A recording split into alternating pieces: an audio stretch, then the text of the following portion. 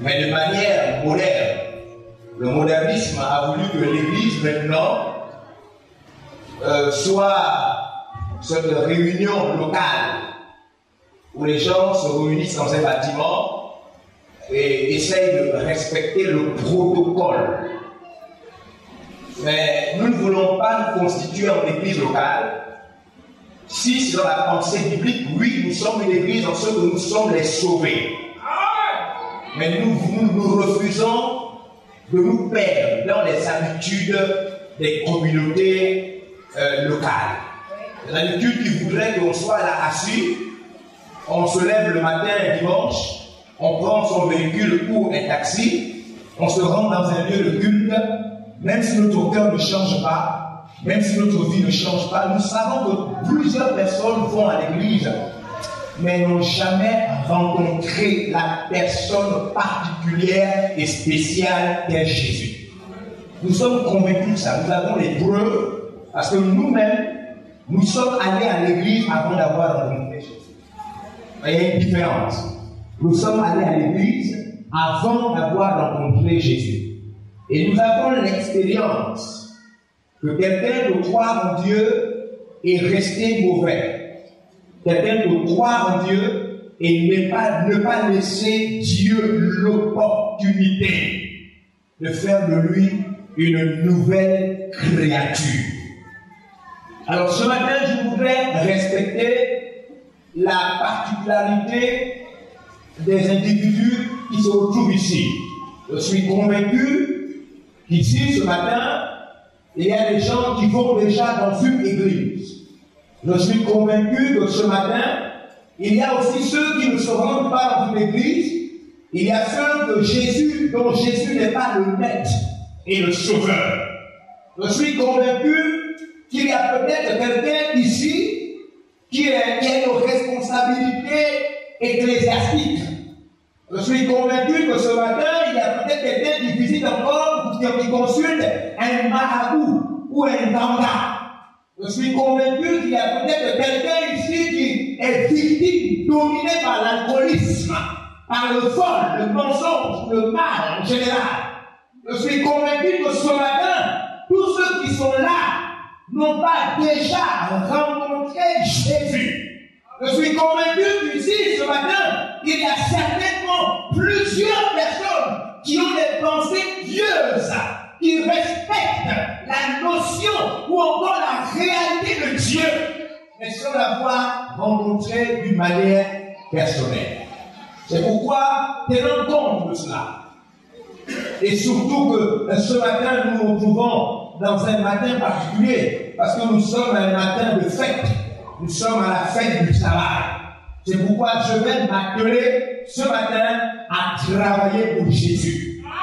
En permettant à tous ceux qui sont attachés aux œuvres religieuses, sans connaître le Christ, le Sauveur choisi, je vais permettre à cette personne d'avoir un contact décisif ce matin avec Jésus.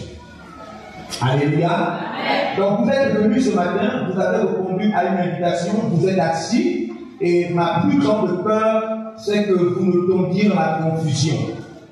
Ma peur, c'est que vous confondez ces moments. Vous n'êtes pas à la messe, vous n'êtes pas dans un protocole religieux, non, vous êtes simplement assis au contact des enfants, des fils du royaume de Dieu, qui hier étaient des païens, des bandits, des voleurs, expropriés, qui faisaient des choses étranges. Parmi nous, j'aime bien le dire introduit comme ça.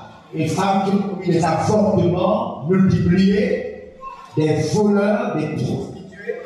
Nous avons fait plusieurs choses. Nous avons été dans toutes ces choses. Nous avons sali notre corps. Nous avons des voleurs, des ex-voleurs parmi nous, des ex-violeurs. Il y a des gens qui ont fait des attouchements à leurs enfants, à leurs cousins, les gens ont sorti avec leur mère, des abominations horribles. Nous avons péché, nous avons vécu dans le mal. Un jour, nous avons entendu clairement la parole de Dieu. Et le sujet de cette parole, c'était Jésus. Depuis ce jour, notre vie a changé. Notre vie a changé, c'est pourquoi vous allez constater dès ce matin jusqu'au soir que nous serons animés d'une énergie particulière. Et vous allez peut-être vous demander, mais pourquoi les gens ils sont comme ça, des femmes, des hommes, même des personnes âgées, pourquoi ils sont chauds comme ça? C'est parce que nous l'avons dans notre vie. Et je puis vous rassurer, quand vous faites sa rencontre, c'est plus qu'aller à l'église. Quand vous faites sa rencontre, la rencontre avec Jésus, quand vous rentrez au contact de la personne du Fils de Dieu, la belle rencontre. Quand vous faites sa rencontre, je vous assure, monsieur, si vous faites sa rencontre, la Bible dit que son esprit vous remplit et vous vous retrouvez dans un état d'ivresse. La Bible dit ne vous enivrez pas de vin, arrêtez de boire le vin, mais soyez remplis. Non, mais moi le micro, il faut que ceux qui sont dehors entendent. Il y a trop de chrétiens qui ne se laissent pas remplir. Les païens ont besoin de voir notre couple déborder. Cela est très important. Les païens ont besoin de voir notre couple déborder, sœurs. Amenez-moi là sur la table. Les païens ont besoin de. Les païens se nourrissent de ceux qui débordent de nous. Amen.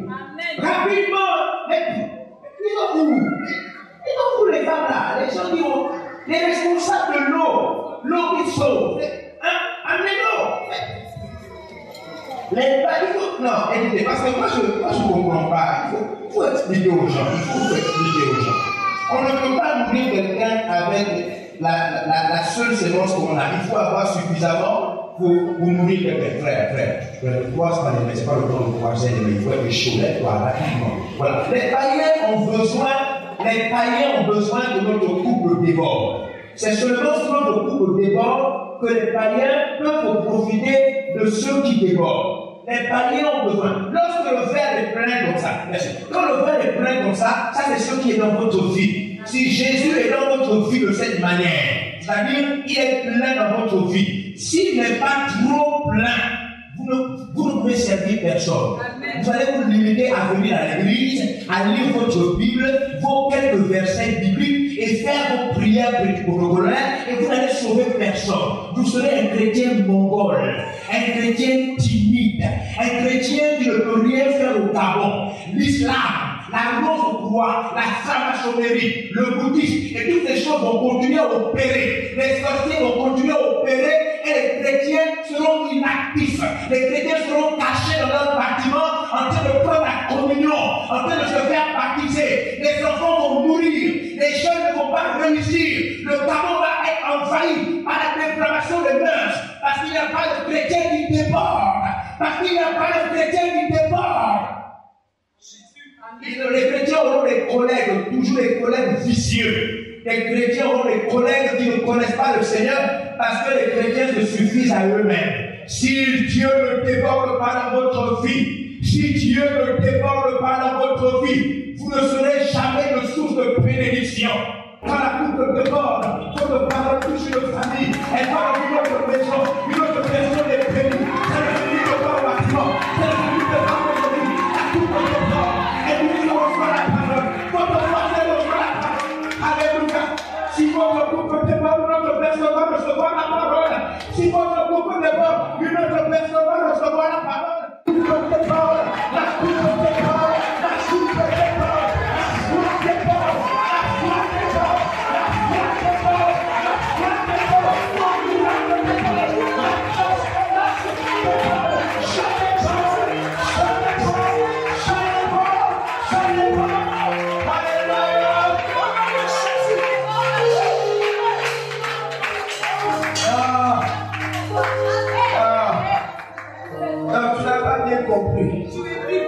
Il n'a pas encore bien compris. Il n'a pas encore compris ce que ça veut dire déborder. Ramenez-moi le verre et l'eau. Je sens qu'il n'a pas compris. Il n'a pas encore compris. Quand la couple déborde, s'il vous plaît, monsieur, quand la couple déborde, Quand la couple déborde, quand la couple déborde, quand elle déborde, quand la couple déborde, la folie de Dieu, quand la couple déborde, la folie.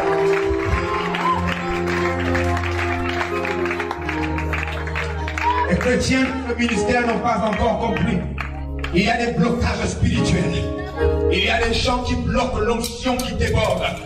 La folie de Dieu n'habite pas tous les responsables. Ils ne comprennent pas encore ce mystère. Dieu a débordé par les apôtres. Dieu a débordé par Saul. Dieu a débordé par Paul. La Bible dit il allait de village en village. Il a touché tout l'Asie mineure. Et cet homme a débordé. Et l'Afrique a écouté la parole de Dieu. Il faut que les femmes débordent. Il faut que les femmes débordent. Et les miracles vont se répandre. Il faut que les jeunes filles débordent. Il faut que les jeunes hommes débordent. Il faut que les filles de Clamon débordent. Lorsque l'église va déborder,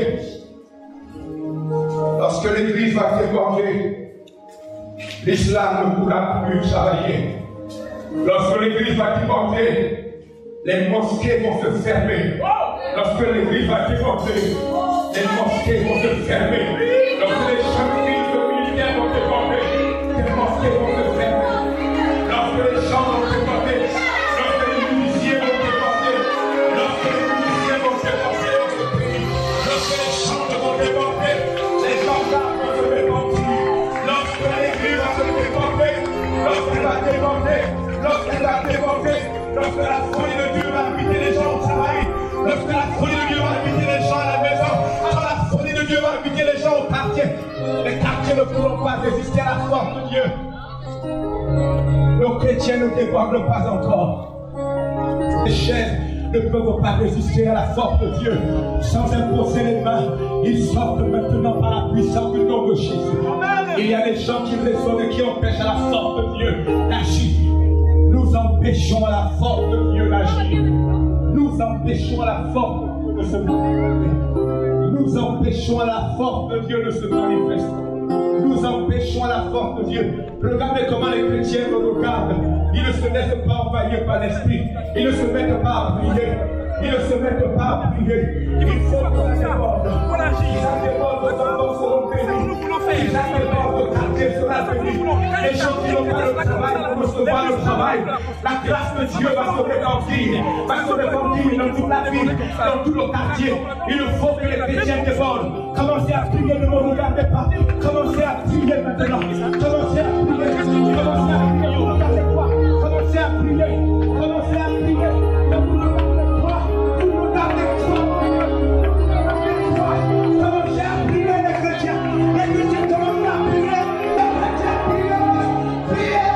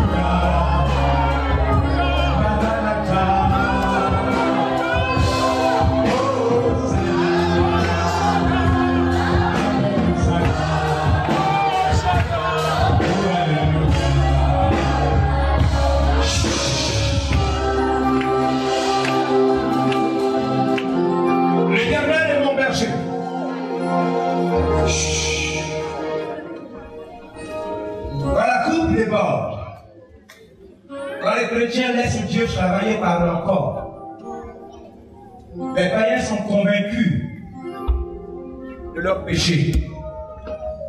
Et sans que les chrétiens le forcent, les païens sont visités par le Saint-Esprit.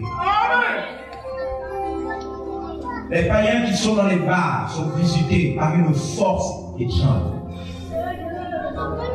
Ceux qui pratiquent des choses dans la nuit profonde, l'immoralité sexuelle. Les hommes qui ont plusieurs copines dehors, qui font souffrir leurs femmes, sont visités dans leur pays. Nous bloquons la force de Dieu. Nous bloquons la force de Dieu. L'Éternel est mon berger. Je ne manquerai de rien. Il me fait reposer dans des verts pâturages. L'Éternel me dirige près des eaux calmes. Et quand je suis tombé, il restaure mon âme.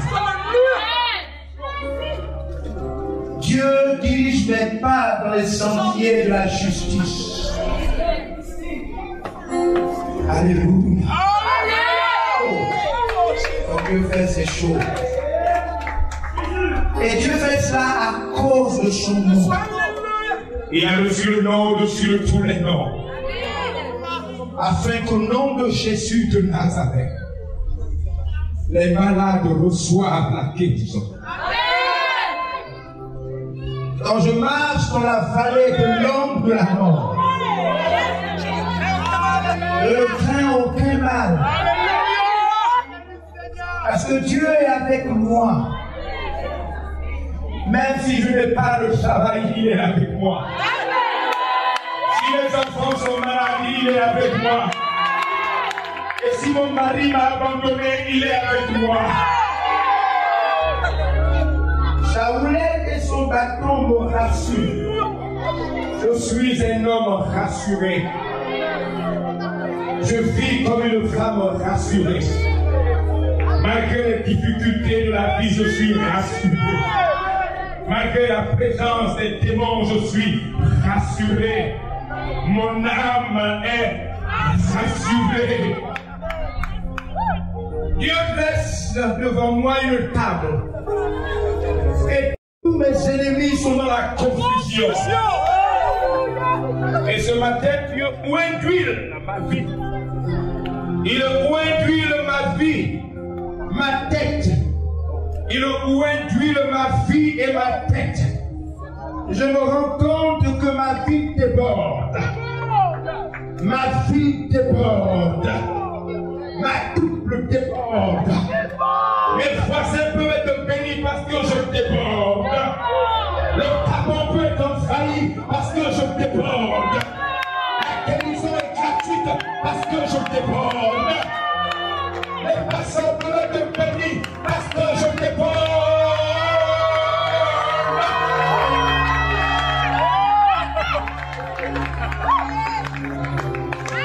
Je déborde. Aidez-vous maintenant. Le fait que chante dans les actes. Tout le monde, suivez-moi. On y va. Les chefs, la sécurité, gardez les sacs. La sécurité, toute l'église dehors, gardez les sacs. Toute l'église, suivez-moi. Amen. Ma couple déborde.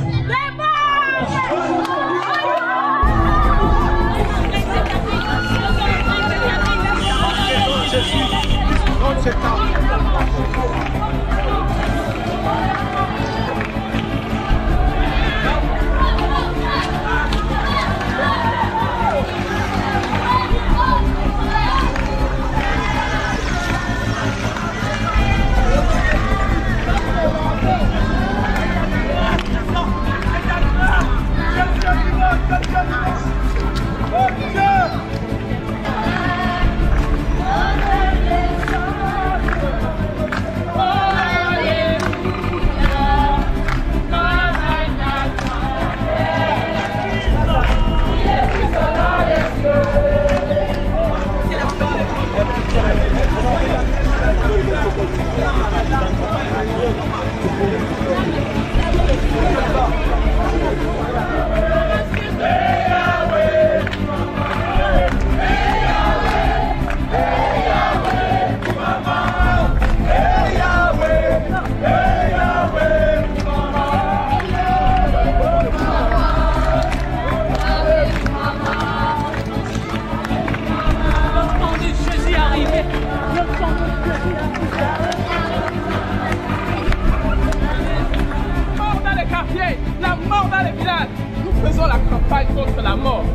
la campagne contre la polio, non?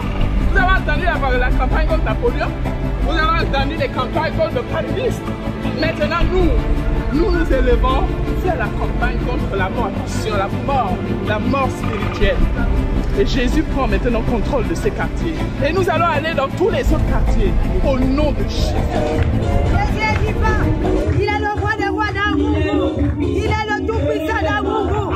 Les forteresses sont brisées d'Amourou. La rose croix est brisée d'Amourou. Les marabouts sont brisés d'Amourou. L'islam est brisé d'Amourou. Parce que Dieu est au contrôle de ce quartier.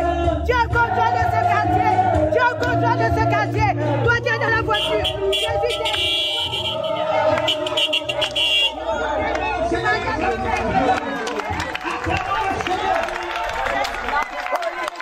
La Bible dit que celui qui a le Fils de Dieu a la vie. La Bible dit que celui qui a Jésus dans son cœur a la vie de Dieu. La Bible dit que celui qui a le Fils de Dieu a la vie de Dieu.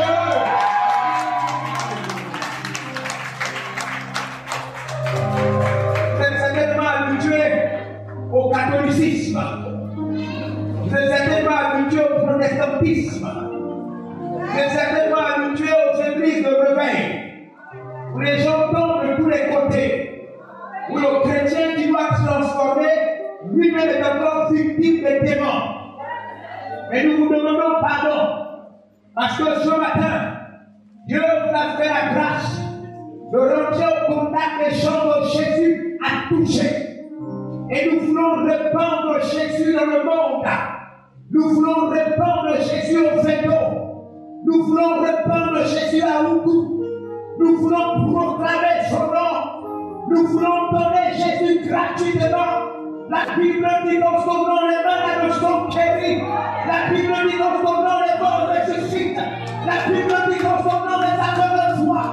La Bible dit dans son nom les sourds entendent. Nous ne voulons pas ne pas parler de Jésus. Il nous a donné. Alléluia. Alléluia. C'est spirituel. Ce que nous voulons de faire est spirituel. La Bible dit où tu poseras la plante de ton pied. La Bible dit que si tu es fils de Dieu et que tu veux prendre possession d'un endroit, ce n'est pas tout, c'est la Bible qui dit. Elle dit mets ton pied à un endroit, l'endroit que tu veux récupérer. Si tu veux sauver les âmes, un endroit, la Bible dit où tu poseras la plante de ton pied. Je te donnerai cet endroit. Et c'est pourquoi nous voulons aller de quartier en quartier. Et Dieu a voulu qu'un des quartiers ciblés soit à Ougou. Après à Ougou, nous irons dans d'autres quartiers. Nous nous sommes répandus à Port-Gentil, à Franceville, à Manda. Nous sommes en train d'aller à Lambaréné et dans le nord. Dieu est en train de se manifester. Il y a une grande marche qui se prépare à la ville de Port-Gentil dans quelques jours. Nous allons vous sauver le maximum de personnes. Et nous allons vous décourager les sectes.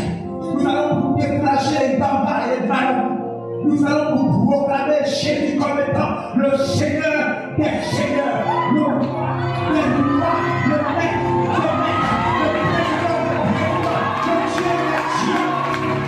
pendant que vous étiez en train de prier et de chanter tout à l'heure, le Saint-Esprit m'a interpellé. J'étais en train de nous voir, en train de louer, en train d'adorer. Je suis sorti, je me suis mis là et je regardais la foule ici et je regardais la foule des dehors. Nous sommes à un stade où maintenant, nous n'avons même plus assez d'argent pour louer des chaises.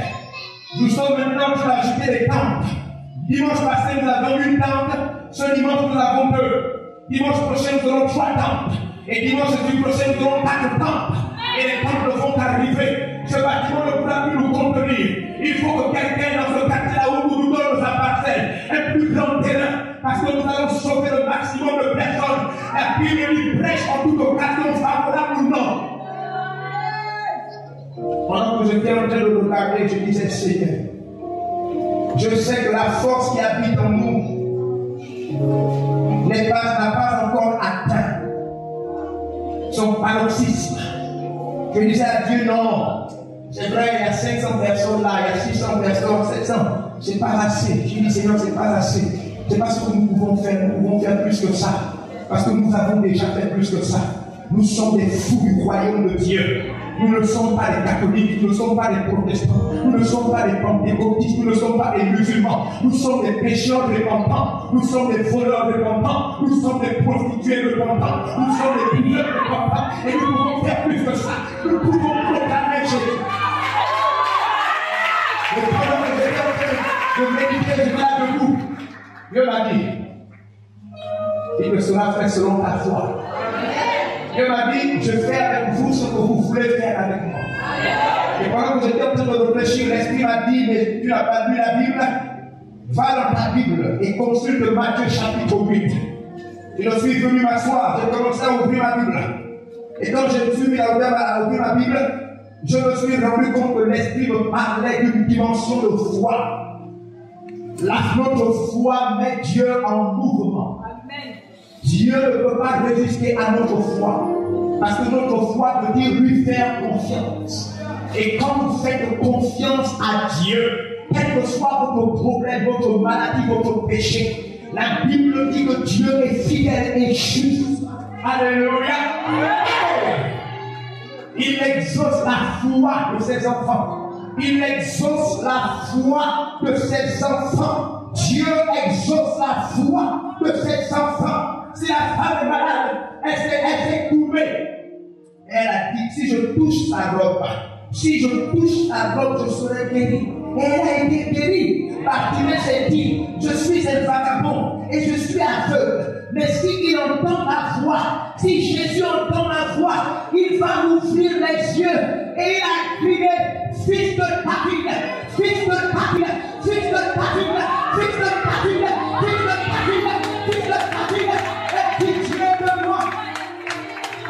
Et Jésus a entendu sa voix. Jésus va entendre ma voix. Il entend ma voix. Jésus entend ma voix. Ma voix, c'est que je veux gagner 1000 personnes à Ougou. Ma voix, c'est que je veux gagner 1000 personnes à Ougou. Et l'année 2012, je veux gagner 2000 personnes. Et l'année 2016, je veux gagner 3000 personnes. Jésus entend ma voix. Je veux gagner les réjouissants, les francs-maçons. Je veux gagner les musulmans nés. Je veux gagner les bouddhistes et les gangas. Je crois cela, Seigneur. Je veux gagner les incrédules. Je veux gagner les pauvres et les riches. Des gens qui investissent pour toi. Voici ma voix ce matin. Je veux gagner celui qui est dur. Celui dont le cœur est comme une pierre. Celui qui ne croit pas en Dieu. Parce que même s'il ne croit pas en Dieu, Dieu est plus fort que lui. Dieu peut briser son cœur. Dieu peut guérir sa maladie. Dieu peut transformer ses enfants. Ma foi déborde. Ma foi déborde. Je suis dans le livre de Matthieu. Nous allons lire dans le chapitre 8. Alléluia. Verset 6. Je veux que tout le monde m'écoute. Parce qu'il y a des chrétiens que nous avons du mal à transporter. Cet homme était un païen. C'était un païen, un romain. Il n'était pas fils de Dieu. Il n'avait pas une relation avec Jésus. Il est allé rencontrer Jésus, le faiseur de miracles. Alléluia. Mon Jésus, c'est lui qui m'habille. C'est ce Jésus-là qui me nourrit. C'est lui qui parle de ma famille. Je ne peux pas vivre sans Jésus. Lorsque les hommes échouent et que la famine envahit la nation, Jésus me parle un peu de pain. Sa main me rassure.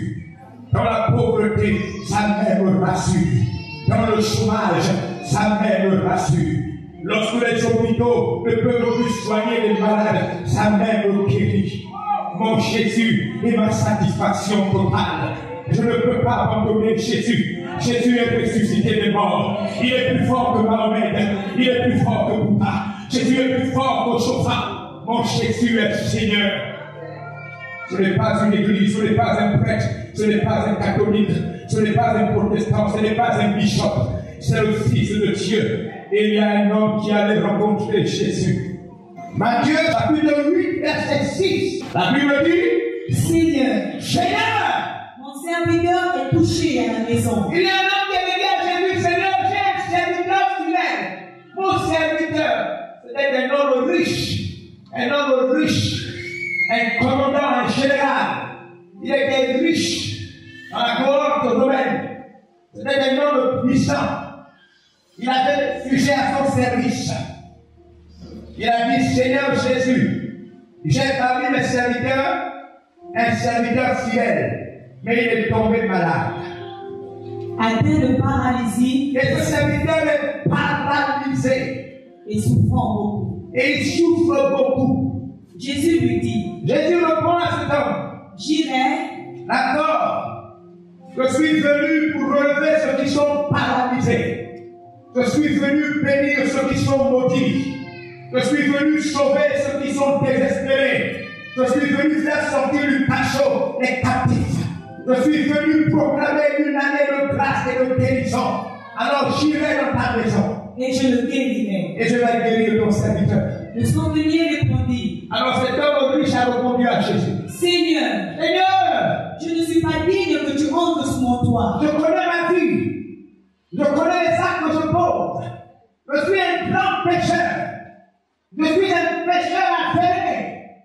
Tu ne peux pas rentrer dans ma maison. Parce que toi, tu es saint. Je sais que tu es le Fils de Dieu. Je ne suis pas digne que tu rentres dans ma maison.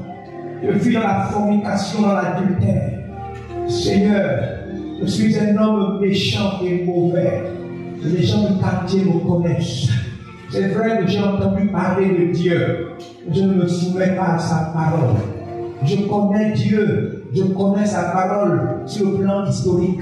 Mais je ne vis pas cela. Je suis un homme mauvais, Seigneur. Tu ne peux pas rentrer dans ma maison. Tu ne peux pas. Alors Jésus, on y va. Mais dis seulement un mot. L'homme dit, Seigneur, à distance. À distance. Dis seulement un mot à distance. Et mon serviteur sera guéri. Parle seulement à distance.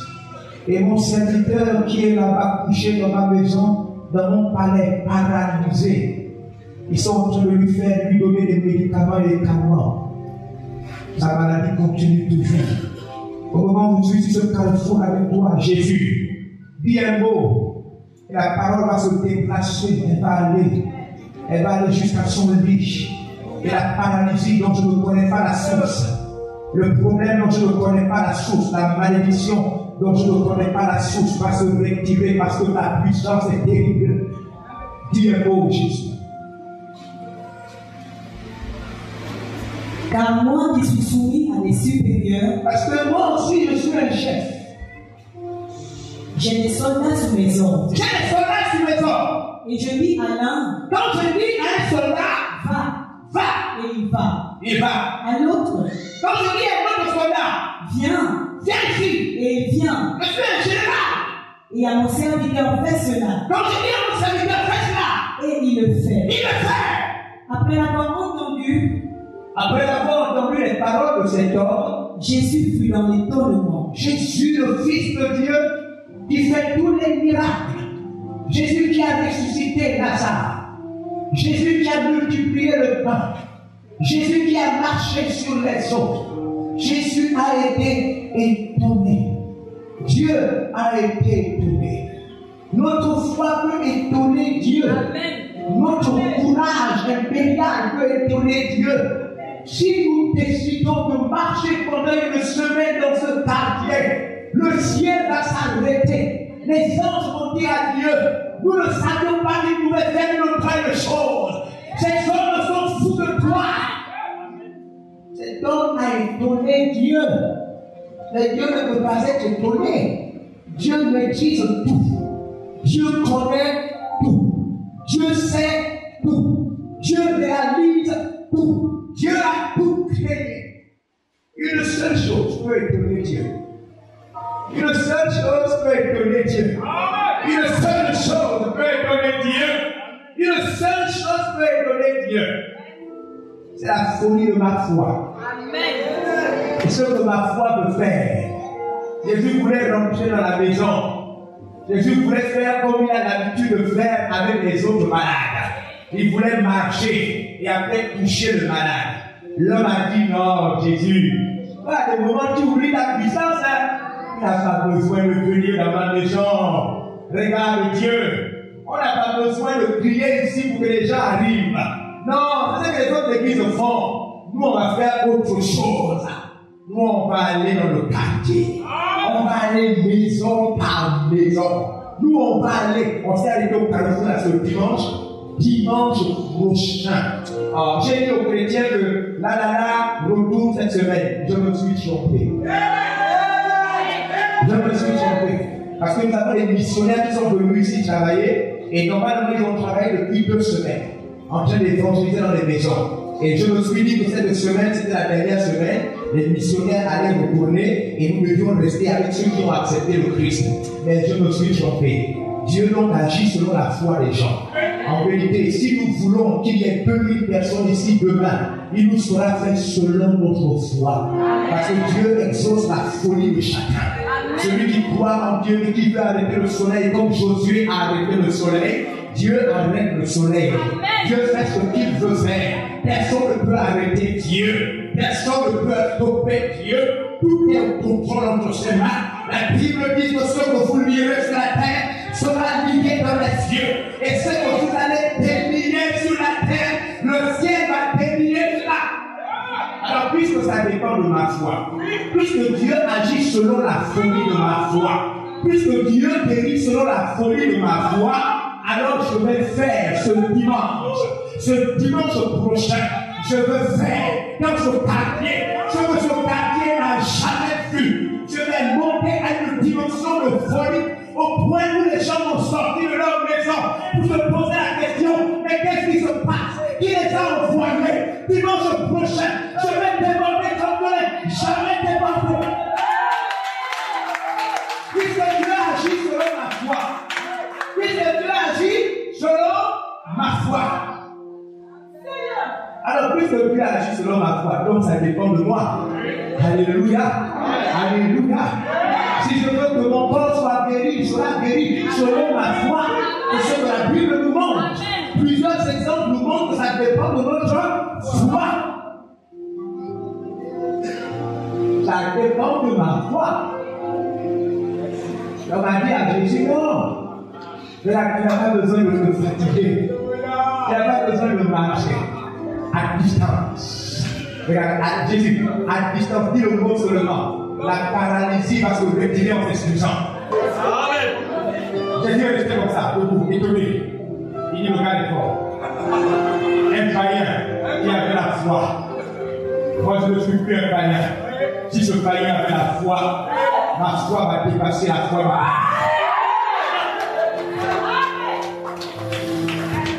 Si le païen a pu relever son serviteur paralysé, ma foi va délivrer à l'homme paralysé. Je te le promets ce matin. Alléluia. Maintenant, on va s'arrêter.